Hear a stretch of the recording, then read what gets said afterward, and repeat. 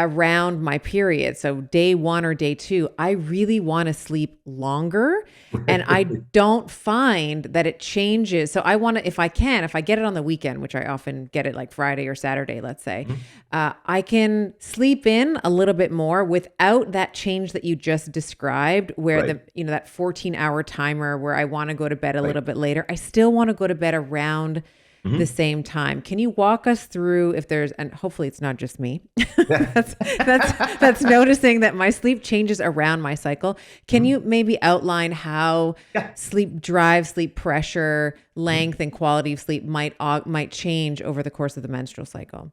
So I'm glad you brought this up. To be very honest with you, you're one of the first people to ever actually ask me this question. I've been doing podcasts for 10 years, and very few people ever seem to want to address this particular issue. So, number one, in my female patients, lots of them have two bedtimes. So they have the bedtime prior to their period, and then they have the bedtime during their period, and then sometimes even a different one after their period. Okay. So what ends up happening is for the few days before and during their period, they're exhausted. Now, I want to be clear. Some women are the opposite. And I haven't really been able to figure out which ones are which. I seem to have two camps. I have some women who need less sleep before their period and then more during and after. And then I have some that are the opposite.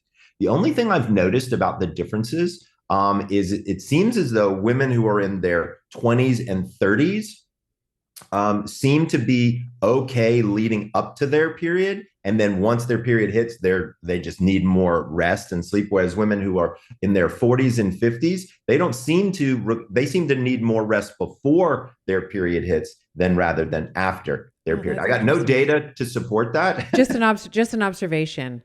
And I wonder if that phenotype changes over the course of a woman's life. Like if you've It's been got watching to. someone from 30 and then she's moving into her 40s, if that changes. Yeah, it's got to. But you mentioned the Aura Ring, which I'm also a fan of as well. I wear one also. It Yeah. tracks your menstrual cycle. And so what's great about it is women can actually start to track and look at menstrual cycle and sleep. And let's be clear, sleep drive changes. Why? Well, one reason is you're losing a lot of blood and your hormones are changing like crazy. Like at the end of the day, these are all situations for recovery, right? That your body needs to recover more than it normally would need to when you're not in a situation where you're having your menstrual or you're having your period rather. So like it makes intuitive sense just from the standpoint of recovery, right? And so once again, women should not feel upset. And I absolutely give everyone permission. Number one, it's okay to have a bad night of sleep. It's okay to have a couple of bad nights of sleep. This is common. But number two, it's kind of supposed to happen right as your period starts and then right as your period is over. Now, again, some women tell me, Michael, I got so much energy after my period. I don't know what to do with myself. I can't sleep. I go to bed later. And then some women tell me within the 2 days before I get my period, they're like, I know I'm going to get it because I am exhausted right now, Yeah. Yeah. and I'm having a hard time keeping my head up at dinner type of thing. And so, yeah, you remember variability in the bedtime is definitely something that we like. What we want is consistency in the wake up time. And so, for women who are getting into their menstrual cycle, go to bed earlier on the week or so before, the 3 or 4 days before and during your period, and then you can go to bed later on those days that it's not. I recommend experimenting around. Again, I wish I had a great hard and fast rule that I could say this age group does this and this age group does that. But what I can tell you, observationally speaking, now is there's definitely something going on there. And I personally believe it has to do with recovery. And let's not forget, it's not like women don't have a million other things that they're trying to do with their time, right? I mean, aside from, mommy duties, career duties, partner, like there's a lot of stuff going on. And so what ends up happening is there's only so many resources in the body, and they really become depleted as you're going through the menstrual cycle. So it would make intuitive sense, once again, that you would need more sleep. Yeah. And I think I love what you're saying in terms of recovery, because this is really just a function of load management, right? So Exactly. can we, as you were mentioning, you have the career, the parenting duties, the partner duties, all the things. Whatever it is. And then on top of that, you're creating a potential 5-star hotel, I like to Right. call it, right? For a fertilized egg. So there's a lot of metabolic and physiological changes that are happening there. So this is where I have a tendency to institute the daily nap. So Oh, for a good. I'm lot of, glad we're talking about I naps. know you Yes. wanted to talk about I naps. want to talk about naps. Yeah. So one of the tricks that I do for women who say to me, Michael, I don't have time, I can't sleep more, or I can't go to bed earlier because of whatever, responsibilities I have. Then what I'm having them do is somewhere between 1 and 3 in the afternoon, I have them take a 20 to 25 minute nap. And I'm very specific. Between 1 and 3 in the afternoon is a very particular time that's important. So what we see is, so I'm going to back up for a second. So I'm going to explain the science. So as we're going to sleep, our core body temperature rises till about 10:30. And then at that time it falls. That falling of the temperature is a signal to the brain to release melatonin. So that temperature decrease tells the brain, hey, kick it into gear. Turns out there's a second temperature decrease. Guess what? It's somewhere between 1 and 3 in the afternoon. Now, this shouldn't come as a big surprise because there are entire countries that nap between 1 and 3 in the afternoon. It's called a siesta, right? And it makes sense because it's part of your biology. So why not lean on a natural sleep aid like a nap for women if they're exhausted? And we know it, particularly at that time, there's a secondary slight increase in core body temperature and then drop, which again releases some melatonin.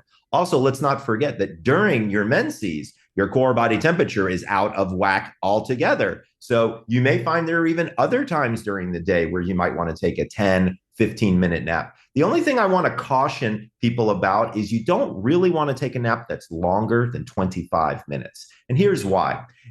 Steph, have you ever taken a nap and woke up and felt worse, not better? Yeah. Yeah.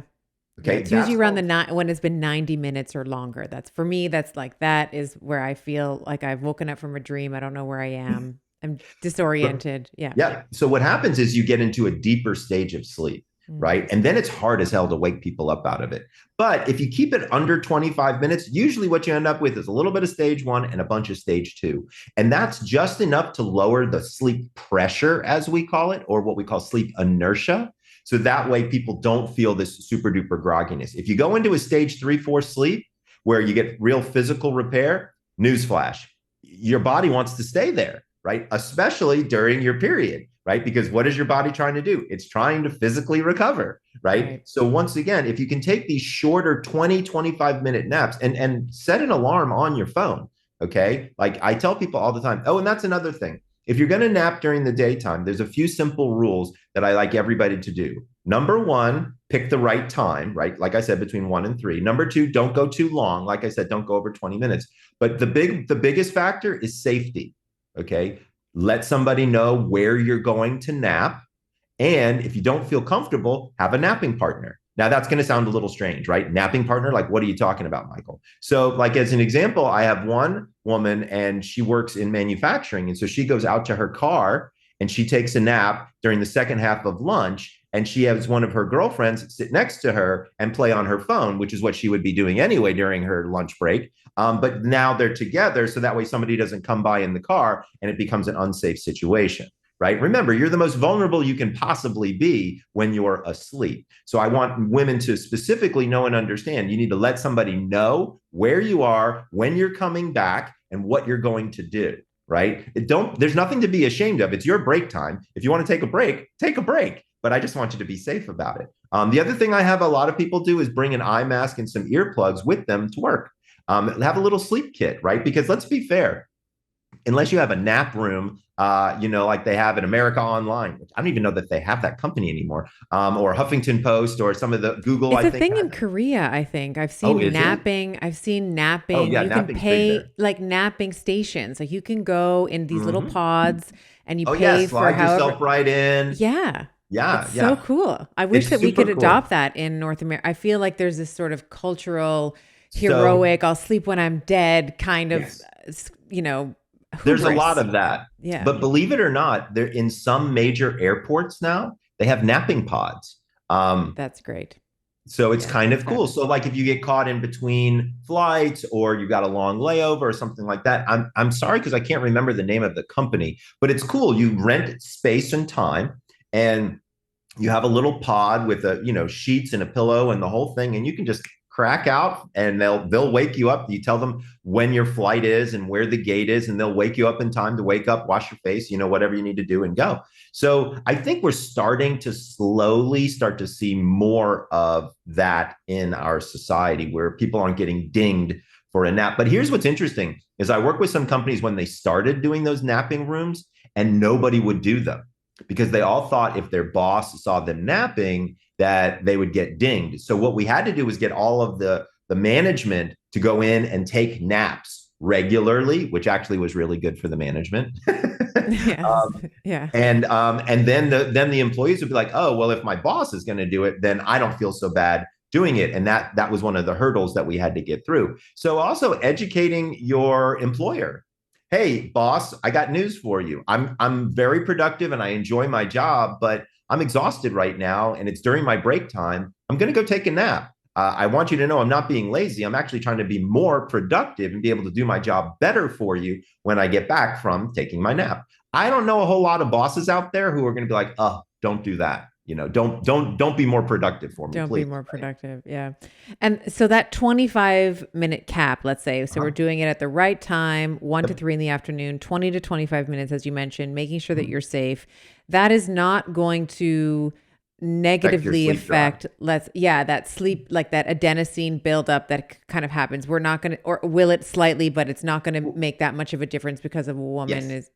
Yeah. Yes. So the good news is it makes a small difference, but not a huge difference, right? So what I tell a lot of women is, look, only nap for the 3 days before your period, and then for probably the first 4 to 7, depending upon, again, your flow and all that and how your exhaustion, right? Yeah. But you may do better off only napping for certain days of the month, right? And so then again, you don't necessarily have to nap every single day. And you'll be surprised how accepted it is. I had one group, they created a napping group. And it was all the people who took their break together. They actually went into a room and they had little yoga mats and the whole thing. And it was great.